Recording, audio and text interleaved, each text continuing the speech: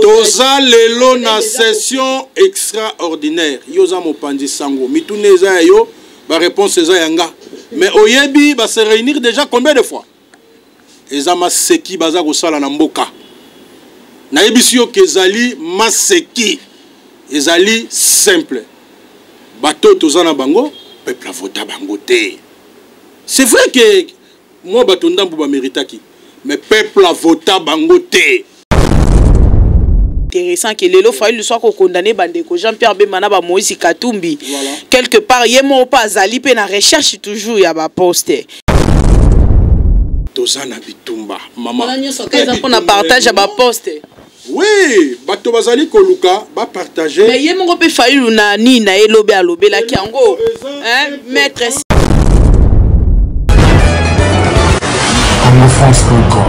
Merci beaucoup à vous qui êtes dans la diaspora congolaise. Vous êtes en train de nous suivre sur les www.congofrance.com. Une fois de plus, bonjour, bonsoir. Ça dépend de l'heure que vous nous suivez dans vos maisons. Merci. Comme l'actualité reste dominée, lelo tokolobela mingi mingi maima koleka namboka la biso République démocratique du Congo ya mai et puis tokolobela pe maima tali point de presse ya président national ya SID l'honorable Martin Fayulu Madidi ensemble avec maître Clément Mouza avec lui tokolobela yango vraiment pe toko mekape ko maniola topé toko poser ba question pe à répondre na mituna na biso surtout na maima koleka na mboka na biso République démocratique du Congo ya mbote to banda masolo na biso to pesi mbote bomo mesano ya après tozongi et pas na ngai pour na série ya ba question. Maître Clément Mouza, bonjour.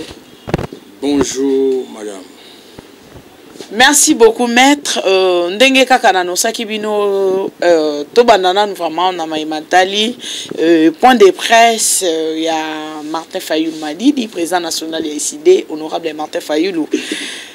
Maître Clément lobby directeur il y a cabinet il y a Martin Fayulu Madidi azalaki lobby liboso ya bapandi sango et ko pesa message topé ko lobela boni lelo na 2021 boko kumbela komba na bino na kati wana ayaki ko publier et abimisaki ba équipe o eko travailler pour na ko sensibiliser population na maimatali maponami ba respect à loi électorale respect à constitution tout consort ba lobela qui sur ba point ebele kasi motuna biso ezali malgré que albimisa que gouvernement mena ba lobi que ba kombo na bango ekotikala nanu confidentiel. Est-ce que bozolo ba des choses à son contraire te maître Clément Mouza par rapport à ça?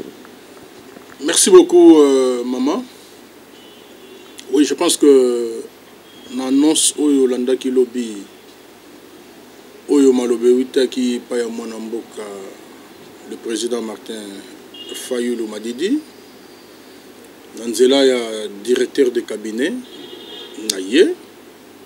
Je pense que à Pesaki les grandes lignes par rapport il y a combat Oyo Tozanango. Parce que yebi que depuis Toutaki élection, Oyo Zalaki braquage électoral, il y a 2018, situation ya Mboka eza malamote. Mboka ezotambola malamote. Ezala bandeko oyo biso ya FCC, ezala bandeko oyo biso ya cash, dénominateur comme lelo. Ezali que mboka ezotambola malamu te kasi basusu balingi que basala o babenga na lopoto forcing pour que ba continuer ko diriger mboka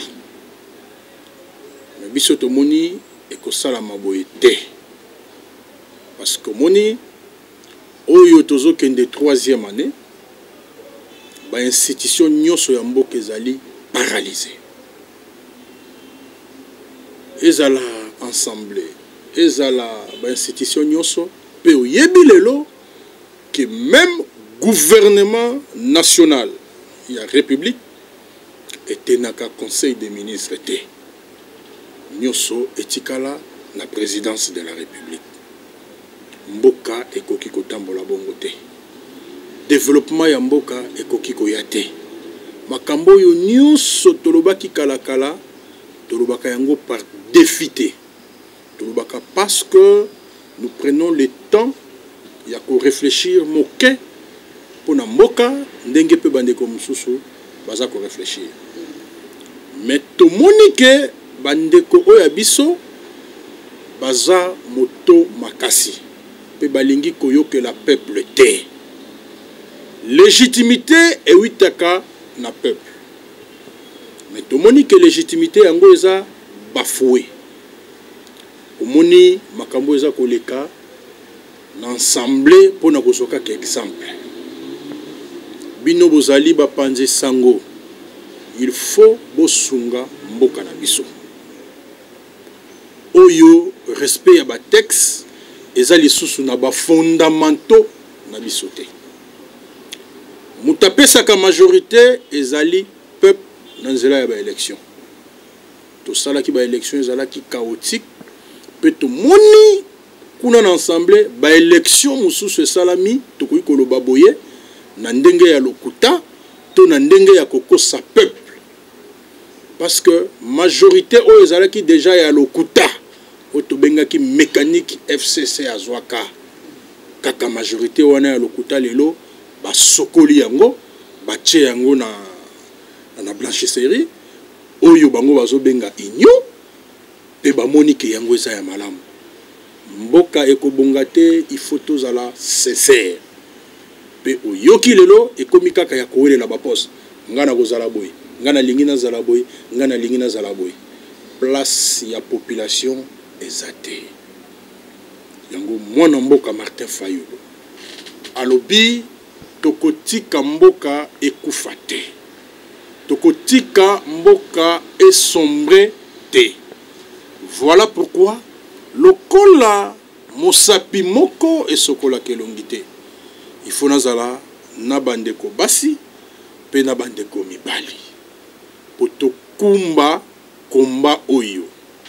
Ezali komba ya nini? Eza bitumba ya maboko te. Eza bitumba ya nzoto te pe to limboli que eza gouvernement parallèle te. Tokotala na makambo ya mboka na biso parce qu'il faut batu ya bwanya basito mibali o bakotala makambo na malamu malamu wapi esika tokobongisa wapi esika tokosala ba réforme.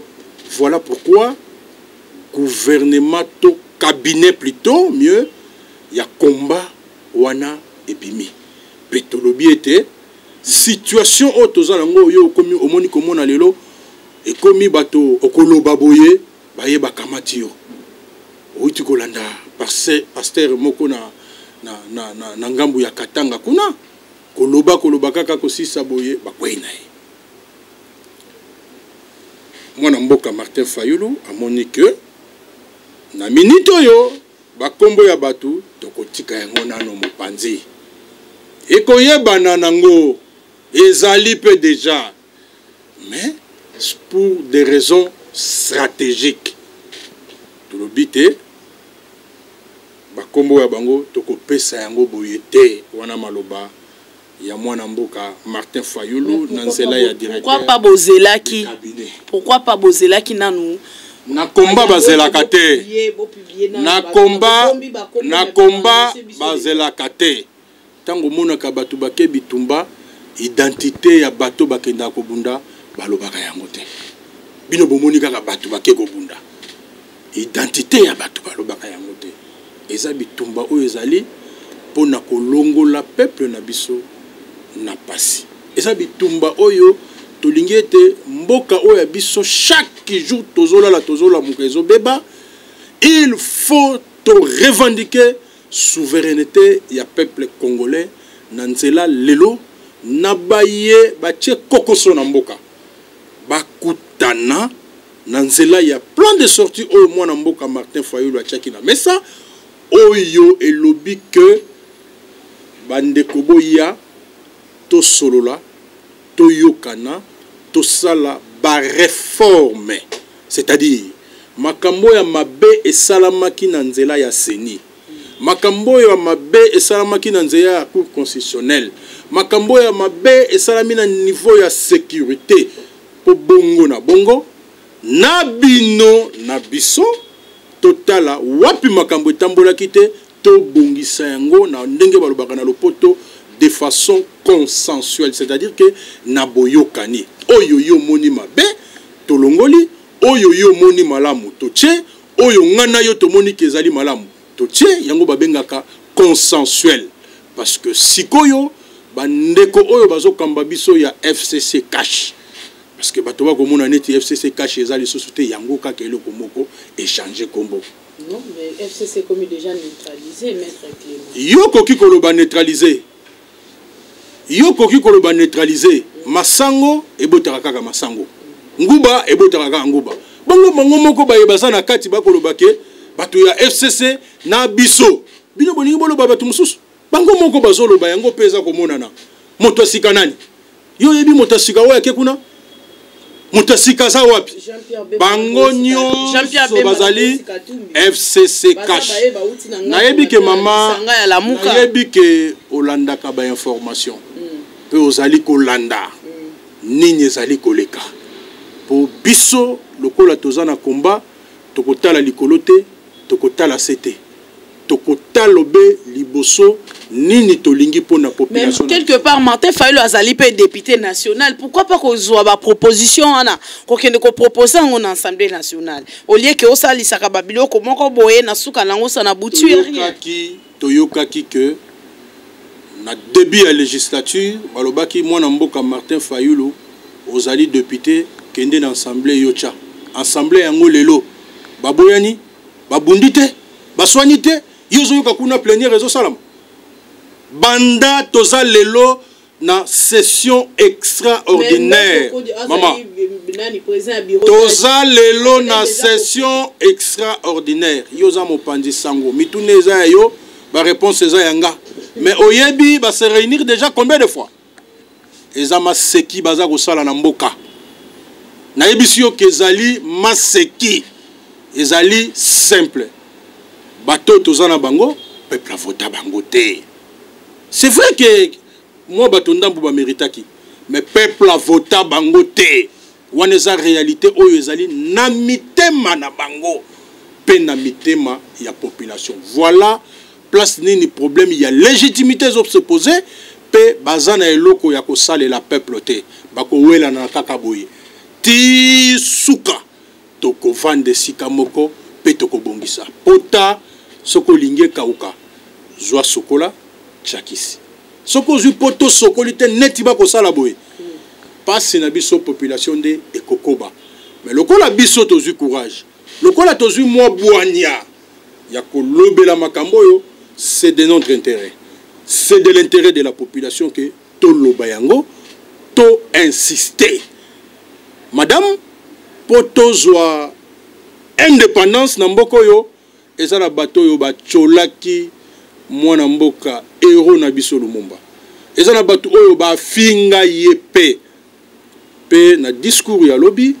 oyoki mwana mboka oyo ezali directeur de cabinet na maloba ya ndeko Martin Fayulu alobi yango simple malamu to nyokwa mana population malamu to zanga mais toko sala compromission te toko bunda pe lobby na biso ezala malamu lobby ya bana na biso ezala malamu yoza mopandi sango mama na mboka oyo mituna kaka yo parce que ngaso na tuni yo sans ya émission eseli yo yebi ata secteur moko na mboka oyo makambo za kotambola malamu mama tolo basembo transport malamu te classe ya bana malamu te sécurité malamu te collier ya bana malamu te santé malamu te transport nyoso yo yebi ata oyo moko ke makambo zali ezoke malamu salaire ya batu malamu te oyebi ata moko likambo na mboka oyo kotambola tokendaka bageraka mboka na makanisité mama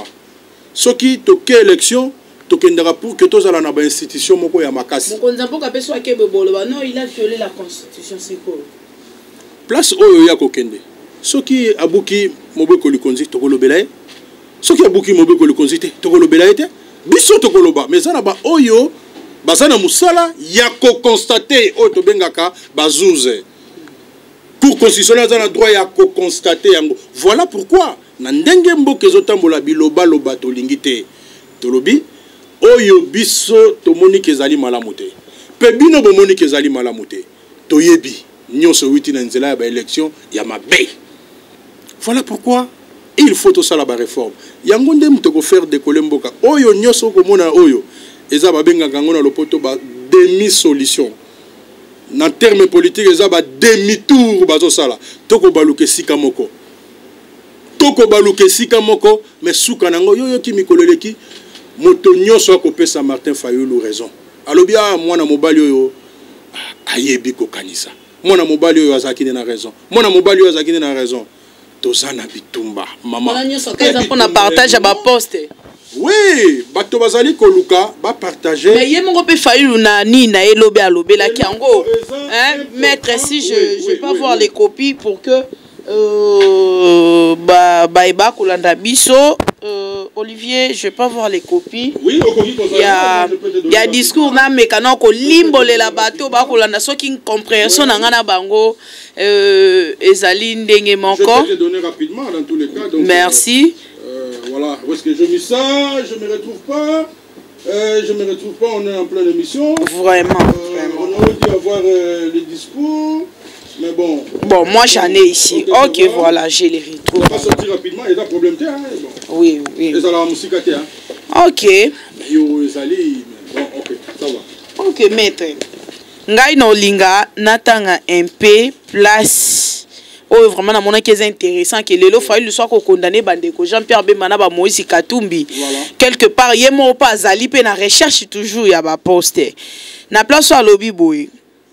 Ce cabinet travaillera d'arrache-pied pour intensifier la mobilisation du peuple autour de la proposition de sortie de crise du président élu, de manière à déclencher sa mise en œuvre et permettre aux parties prenantes d'entreprendre consensuellement des réformes institutionnelles profondes, urgentes et nécessaires.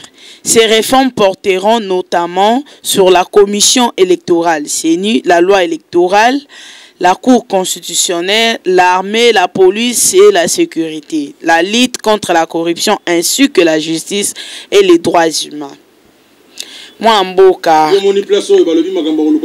Quelque part, mais nakati ya proposition na ya sortie de crise. Martin Fayulu ama alinga toujours yenda kumbela libonga. Ya komema manini ya ba crise wana est-ce que kaka yefa salango? Maman Mboka ezotambola malamu te. C'est-à-dire que bino bapandi sango il faut bosunga. Mboka oyo Congo. Bozana rôle moko important. Na minute tozoloba bande konepso bazokufa chaque jour na est. Mais bozolo bela yangote. C'est-à-dire que tango biso tozozo micro tozolo ba makambo yo ezali pambate. Ezali pona lokumu na bisote. Ezali parce que tolingi mboka Congo pe tolingi kende liboso. Soki yozui proposition de sortie de crise. Déjà na mukanda oyo tali omoni keza na place oyo asengi makamba ko kabola pouvoir te. A lobby mission ya cabinet wana ezali misatu. Pe outi kotanga yango. Mission à Liboso Zali, il faut te mobiliser peuple. Total ce peuple que mboke zotambola malamute. To kendaki ba élection ndenge salamaki le lot problème ya légitimité ezali. Tocha makambuana na misala, c'est-à-dire que ya kokutana. Voilà ce que dit le texte. Mais ce que y est au zongi na mokanda ya lokumu. Ils ont proposition de sortie de crise. Et lobby nini maman. Voilà économie. To résumé. To contenu, il y a plein de sorties de crise. Ils ont dit que l'élo, l'élection est bomimboka. Pour salamaki malamute. Puis moi, Mboka Martin Fayulu a dit que senga ke ndeko bandeko oyo yakashi. bandeko oyo ya FCC pe bandeko ya Lamuka oyo ye azalaki représentant na bango na ba élection na lopoto babengi bango ba partie prenante asengi ke pour que tobongolisa makambo na mboka kimie ye la biso na mboka ba investisseur baya mboke zala na tranquillité tokutana mais to solola lisolo wane kozala pona nini tokotala nini etambolaki malamu te na nzela ya seni nini etambolaki malamu te na nzela ya cour constitutionnelle nini etambolaki malamu te na nzela ya sécurité ainsi de suite yango nde tobengi na lopoto ba réforme c'est-à-dire que tobongolisa oyo etambolaki ya malamu te po tokende na mboka pe tolobi yango ke mwana mboka ndeko Tshisekedi na ndeko Kabila ndenge bozwaki majorité na bino bovanda bosala musala mais Mike Mukeba a lobé ça non oka ba blabla et que quoi bouture na eloko te parce que bozali pe na ba moyens financiers te o borope sa équipe à cabinet wana pour na sensibiliser so ezoleka makambo nyoso eleka ba pesi population combien peuple azui combien ozo kabatu ozo welela ba poste ba pesi peuple combien les combats pour la démocratie et un combat moko noble. Qu'est-ce que vous avez donné à Lumumba pour qu'il y ait l'indépendance? Tous en a besoin de misolo na bangote. Depuis plusieurs mois, na sala comme ça là, on a vulgarisé le plan de sortie de crise. Bandi comme sous bazo mona kebitumba neza na tinate. Bazo mona mo keza makambo ya pamba. Mais t'as la situation politique, t'as la situation économique, t'as la situation sociale, t'as la situation sécuritaire, rien ne marche. Totika kamboka boye parce que bato bako seka biso te tozana combat o ezali noble. Pe toko bundela yango. Toko sala de sorte que bandeko bakede. Tala soki to kangaka misu. Nde tokenda pe na ba élection yango te. Nde accord ya Saint-Sylvestre et Salamate. Nde troisième mandat et Salama. C'est la détermination du peuple qui a fait que Toloba Makambo a ba élection.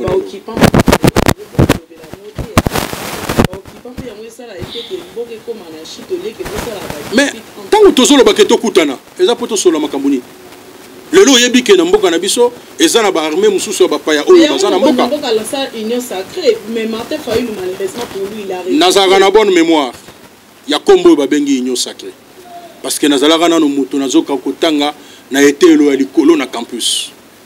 Yo yebi union sacrée tangu mwana mboka héros na biso Etienne Tshisekedi dabeleli union sacrée. Yo yebi banani bayaki, oyebi ndeko mabungu mandungu bulanyati. Oyebi bango wana bayaki na union sacrée. Bamungolo diaka. Bango nde bayaki na union sacrée. Batu nyonso bazaki na Mobutu. Babirindwa batu nyonso bazaki na Mobutu. Bayaki na union sacrée. Et ça la mikolo combien? Parce que comme ko wela ba poste, et ça la mikolo combien? Histoire il faut y renseigner kabiso. Les autres en a besoin, il y a ba solution ya ndambo te. Union sacrée za solution ya ndambo. Et comme ma peuple na développement. Vous pouvez aussi aider votre frère. Mais nous sommes en train d'aider. Nous avons aidé parce que nous avons demandé à ce que nous avons mis chance aux Tozanango, tous eu proposition, il y a sorti de crise, tout est en Golikolo. Et ça même le Franck Dio na point de presse n'a répondre honorable Kaboun.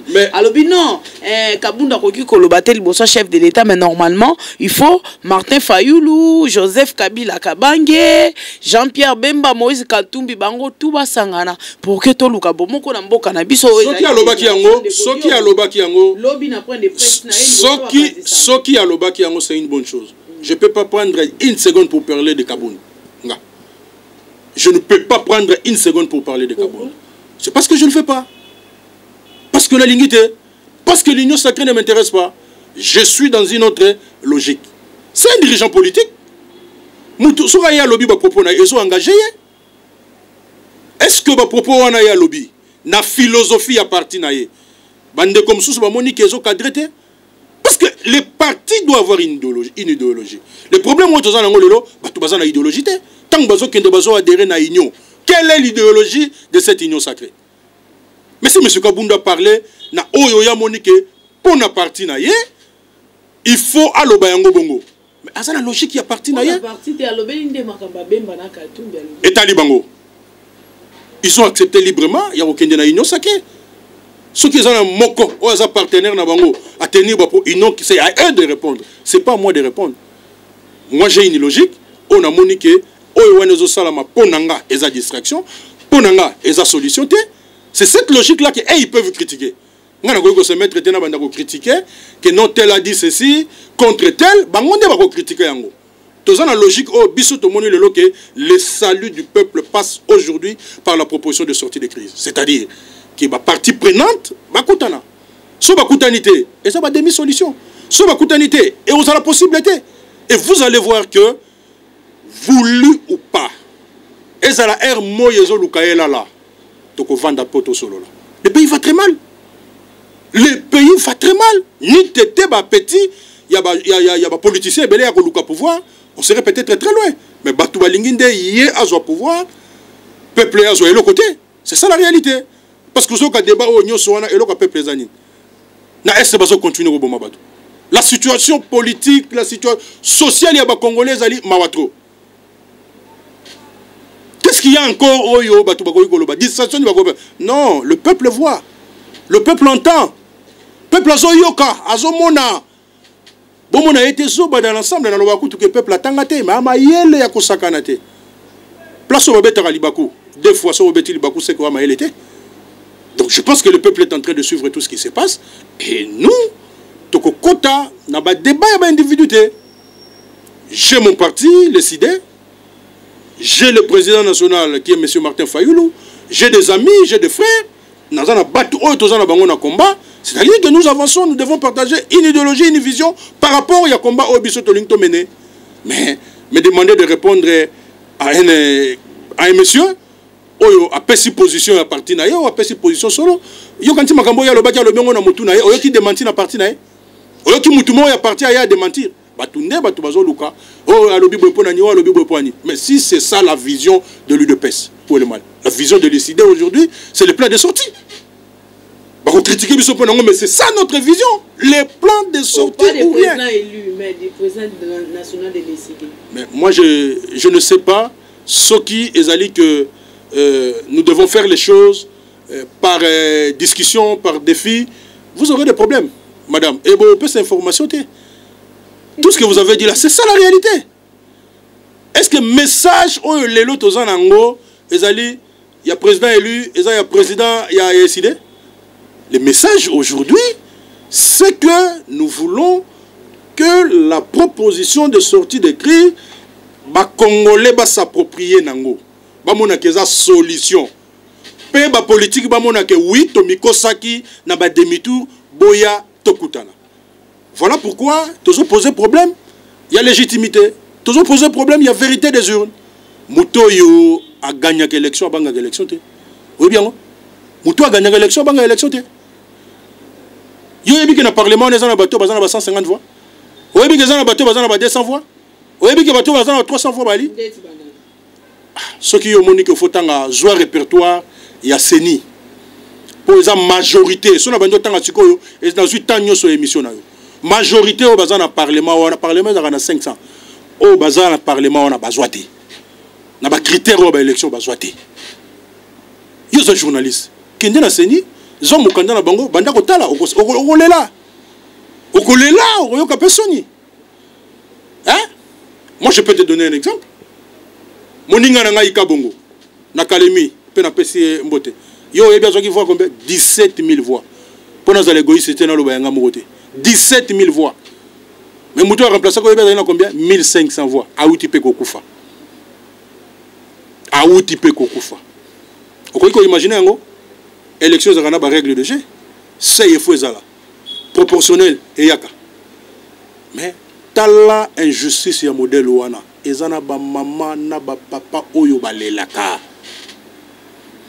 Pona bana na bango. Ba maman na ba papa oyo balelaka. Ko kansate que soki yo sali injustice na moninga moko. Kezaka rapona yete. Eza menace Pour na merci beaucoup maître. Je pense que comme vraiment presque na souka nini ba congolais ba koki ko retenir lelo par rapport à la situation au mboka na biso za ko traverser. C'est que le Congolais va retenir que le pays va mal. Et tout sengi na ba Congolais na ba Congolaises nyonso va soutenir dialogue oyo tolingi que bandeko nyonso oyo bazali na crise oyo zomema mboka na biso na lubwaku bakutana esika moko basala ba réforme na ndenge ya boyokani pour que tokende na ba élection ya solo oyo tobengi ba élections anticipées pour permettre peuple à retrouver légitimité. Voilà. Merci beaucoup. Je pense que Bolanda qui biso vraiment est belé pour na ba subiso émission peut-être na retard ton na katikati ezaki bongo maître Clément Mouza azali pe moko na kati ya décidé aux allez partir cher il y a président national Martin Fayulu Madidi, l'honorable Martin Fayulu que je salue. Merci beaucoup. Merci Olivier Vikou qui était derrière la caméra, pourquoi pas na équipe technique nion sur il y a congofrance.com. Restez toujours branchés, abonnez-vous massivement, vous ne serez pas déçus. Bye bye. CongoFrance.com.